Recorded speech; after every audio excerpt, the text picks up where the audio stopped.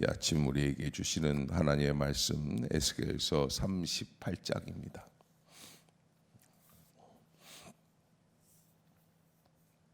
에스겔 38장 한 절씩 교독합시다. 여호와의 말씀이 내게 임하여 이르시되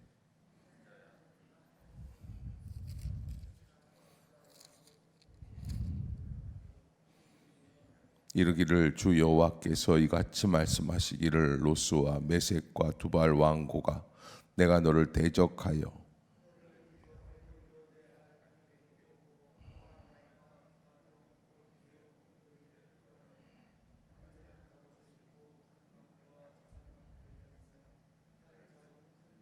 그들과 함께한 방패와 투구를 갖춘 바사와 구스와 붓과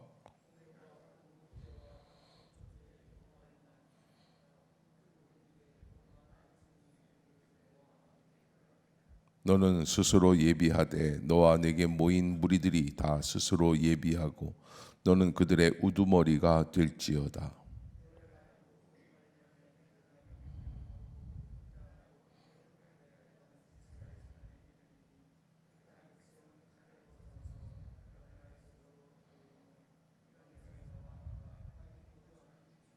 내가 올라가되 너와 내 모든 때와 너와 함께한 많은 백성이 광풍같이 이르고 구름같이 땅을 덮으리라.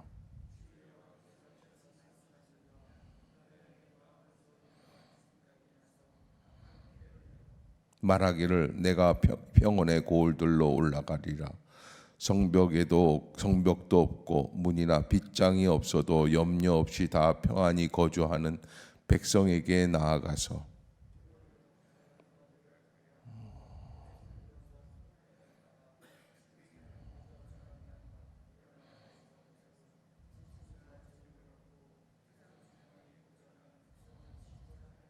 스바와 드단과 다시스의 상인과 그 부자들이 내게 이르기를 내가 탈취하러 왔느냐 내가 내 무리를 모아 누락하고자 하느냐 은과 금을 빼앗으며 짐승과 재물을 빼앗으며 물건을 크게 약탈하여 가고자 하느냐 하리라.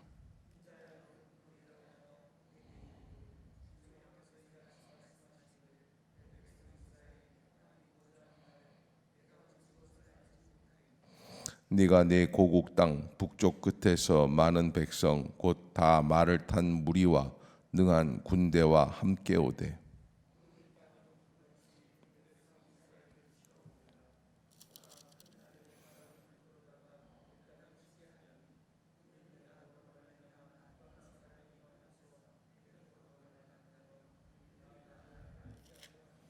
주 여호와께서 이같이 말씀하셨느니라. 내가 옛적에 내 종 이스라엘 선지자들을 통하여 말한 사람이 내가 아니냐. 그들이 그때 여러 해 동안 예언하기를 내가 너를 이끌어다가 그들을 치게 하리라.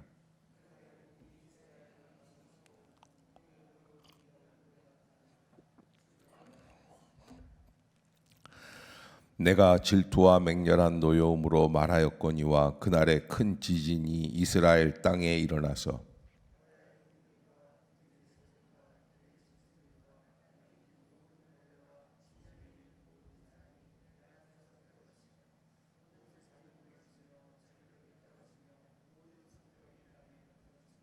주 여호와의 말씀이니라. 내가 내 모든 산 중에서 그를 칠 칼을 부르리니 각 사람이 칼로 그 형제를 칠 것이며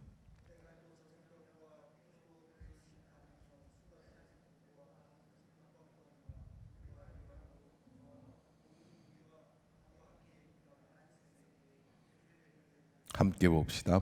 이같이 내가 여러 나라의 눈에 내 위대함과 내 거룩함을 나타내어 나를 알게 하리니 내가 여호와인 줄을 그들이 알리라. 아멘. 할렐루야. 이 아침 죄전을 찾으신 여러분들에게 하나님의 은혜와 평강이 함께 하시기를 축복합니다. 오늘 38장 사실 갑자기 전쟁 이야기가 여기 등장하게 되죠. 38장에 등장하는 이 전쟁 이야기에 대해서 말들이 많이 있습니다. 2005년도에 조엘 로젠버그라고 하는 사람이 에스겔의 해결책이다, 해법책이다 이렇게 해서 책을 하나 써서 또 세계적으로 인기를 얻게 됩니다.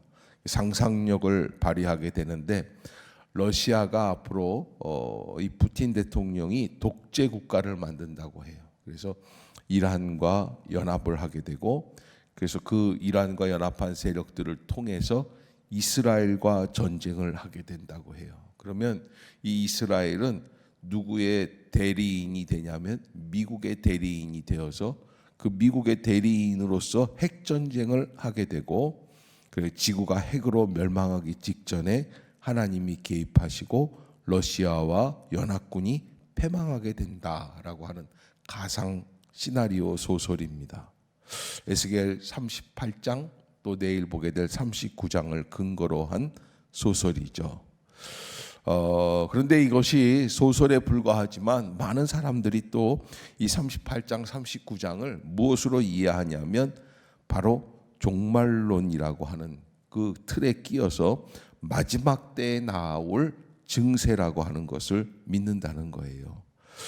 그런데 사람들이 얘기하는 것들이 얼마나 이상하냐면 여기 오늘 본문에 소개되는 나라 이름들이 있죠. 여기 보면은 38장 2절에 보면은 인자야 너는 마곡 땅에 있는 로스와 메섹과 두발 왕 곧 고게게로 얼굴을 향하고 그에게 예언하라 그랬는데 이 로스라는 나라는 러시아의 첫 글자와 비슷하고 메섹은 모스크바와 발음이 비슷하고 두발은 토발스크와 발음이 비슷하다는 그런 이야기를 통해서 봐라 이게 이제 이 러시아 공산주의 연합 국가들이 이란과 이라크와 더불어서 연합국을 만들고 이스라엘과 전쟁을 치르게 되는 그런 모습들이다. 이렇게 가상 시나리오를 만드는데 이거는 너무 이상한 잘못된 그런 틀이다라는 것을 여러분들이 꼭 잊지 마시고요. 또 더 나아가서 군대가 갑옷을 입고 투구를 쓰고 방패와 칼을 가지고 쓰는 것에 대해서 갑자기 현대식 무기들이 다 없어지고 재래식 무기로 전쟁을 하게 될 거라는 이런 이상한 해석들을 하게 된다는 겁니다. 우리가 하나님 앞에서 이 말씀들을 어떻게 볼 것인가? 창세기 10장을 잠깐 한번 가볼까요? 창세기 10장에 보면은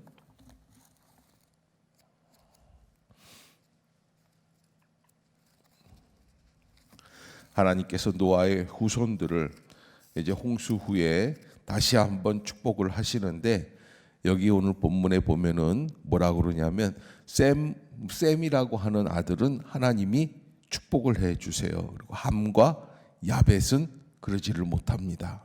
그래서 6절에도 보면은 뭐라고 돼 있냐면 함의 아들은 구스와 미스라임과 붓과 가나안이요 구스의 아들은 스바와 하윌라 삽다와 라마 삽드가요 라마의 아들은 스바와 드단이고 구스와 또 니무롯을 낳았으니 그는 세상의 첫 용사라 그렇게 말하고요. 여기 15절부터 한번 읽어볼까요? 시작. 가나안은 장자 시돈과 헷을 낳고 또 여부스 족속과 아모리 족속 기르가스 족속 히위 족속 알가스 족속 신 족속 아르와 족속 스말 족속 함맛 족속을 낳았더니 이후로 가나안 자손의 족속이 흩어져 나아갔더라. 가나안의 경계는 시돈에서부터 그라를 지나 가사까지와 소돔 고모라와 아드마와 스보임을 지나 라사까지였더라. 그렇게 해서 이 함의 후손들도 이렇게 흐트러진다라고 하는 것을 이야기하고요. 그다음에 이제 21절에 보면 셈에 대해서도 이렇게 얘기를 하고 있는데 여기 보면은 23절에 보면은 아람의 아들은 우수와 홀과 게델과 맞으며 아르박삿은 셀라를 낳고 셀라는 에벨을 낳고 에벨은 두 아들 하나 낳고 하나의 이름은 벨렉이라 하였으니 그때의 세상이 나뉘었으며 벨렉의 아우의 이름은 욕단이고 욕단은 알모닷과 셀렙과 하살마웻과 예라와 하도람 우살과 디글라와 오발과 아비마엘과 스바와 오빌과 하윌라의 요밥을 낳았으니 이들은 다 욕단의 아들이며 그들이 거주하는 곳은 메사에서부터 스발로 가는 길의 동쪽 산이었더라. 이렇게 해서 이쪽 지역을 이야기하는 것이구나. 이게 지금 터키 지역이거든요. 그런데 이제 러시아라고 하는 것은 맞지가 않는 이상한 그런 이야기들을 하고 있는 것이다라고 하는 것을 통해서 우리가 성경을 아는데 어떻게 알아야 되느냐? 제대로 알고 제대로 해석하는 게 필요하다라는 것을 여러분들이 꼭 잊지 마시기를 부탁을 드리겠습니다. 그래서 오늘 본문에서 나오는 이 곡이라고 하는 나라, 이 곡이라고 하는 나라 메섹과 로스 두발 왕이 두목이 되는데 그 밑에 졸병들이 있고 곡이 대장이 되어 바사와 구스 붓등을 거느리고 통일된 이스라엘을 쳐들어오게 된다 하는 것. 그래서 하나님께서 셈의 아들 후손들 중에서 바사, 구스, 붓, 고멜, 도갈마, 함과 야벳의 후손인데 그들의 이름들 밑에서 이렇게 보면은 여기에 나오는 이 곡이라든지 마곡이라든지 이런 나라들이 이제 나오게 되는 것을 보게 되죠. 아무튼 하나님께서 마지막 이 모든 연합국가의 공격에서부터 이스라엘을 다시 회복시키신다라고 하는 약속입니다. 원수들의 특징이 있습니다. 무장이 잘 되어 있다. 그래서 공격 무기와 방어 무기를 잘 갖추고 방패와 창과 활, 투구를 잘 갖추고 있는 존재들이다. 두 번째, 숫자가 많다. 세 번째, 영적으로 무지한 존재들이다. 그래서 38장 14절에 보면은 인자야 너는 또 예언하여 곡에게 이르기를 주 여호와의 말씀에 내 백성 이스라엘이 평안히 거하는 날에 내가 어찌 그것을 알지 못하겠느냐. 38장 14절에 나오는 말씀인데 영적으로 무지한 자들. 네 번째는 성도들을 향해 약탈하고 공격하는 존재들이다 라고 하는 것을 이 마귀의 권세들의 특징으로 말할 수가 있다는 것입니다. 그래서 이 곡과 마곡을 세상 세력으로 우리가 이렇게 보게 되고 정치, 종교, 교육, 문화, 예술, 언론 세력 모든 전 분야에서 그들이 장악을 하고 그래서 하나님의 교회를 공격하는 세력으로 본다면 거의 비슷할 것이다 이렇게 보게 되는 것이죠. 그러나 오히려 하나님께서는 원수들의 세력이 아무리 강할지라도 하나님께서 그 원수들을 다루시고 그래서 마침내 이 백성들이 승리할 수 있는 길을 열어주시기 때문에 용기를 가지고 하나님 앞에 담대하게 믿음의 싸움을 싸워가라고 하는 것이죠. 그것을 우리가 꼭 잊지 말아야만 합니다. 하나님은 원수들을 향해서 어떤 일을 하시는가. 오늘 에스겔 38장 3절에 보면 이르기를 주 여호와께서 이같이 말씀하시기를 로스와 메섹과 두발 왕 고가 내가 너를 대적하겠다. 하나님은 원수를 어떻게 하신다? 대적하신다. 원수의 역사들을 가만 놔두시지 않으시고 어떻게 온전히 철저히 쳐 부수신다라는 거예요. 더 나아가서 원수들을 통제하고 계신다. 그래서 너를 돌이켜 갈고리로 내 아가리를 꿰고 너와 말과 기병 곧 내 온 군대를 끌어내되 완전한 갑옷을 입고 큰 방패와 작은 방패를 가지며 칼을 잡은 큰 무리 이런 것들을 다 끌어올려서 그 뜻대로 하나님께서 조종을 하신다는 거예요.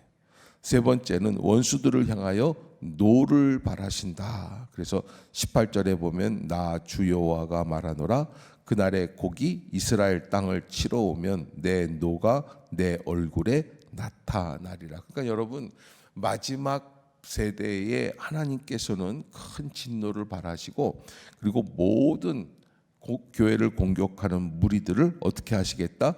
응징하시겠다라는 거예요. 그래서 여러분 이 이단들을 향해서 볼 때에 이 이단들의 세력이 어떻게 해야 없어지는가? 하나님이 진노하셔야 없어지는. 우리가 아무리 그들을 싸워보려고 해도 싸워도 없어지지가 않아요. 그러나 하나님께서 역사해 주시면 마침내 사라지게 되는 것이다 라고 하는 것을 우리에게 보여주시는 거죠.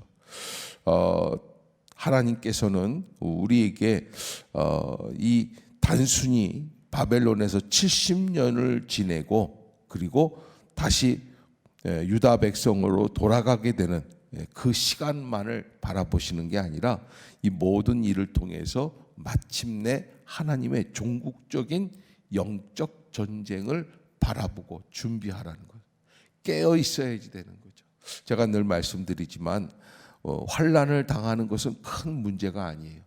환난을 통해서 어떤 교훈을 깨닫느냐가 우리 신앙인에게 있어서는 가장 중요한 일입니다.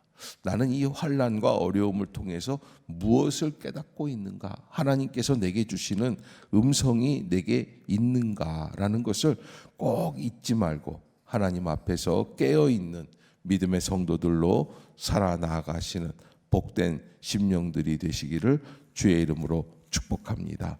기도하겠습니다.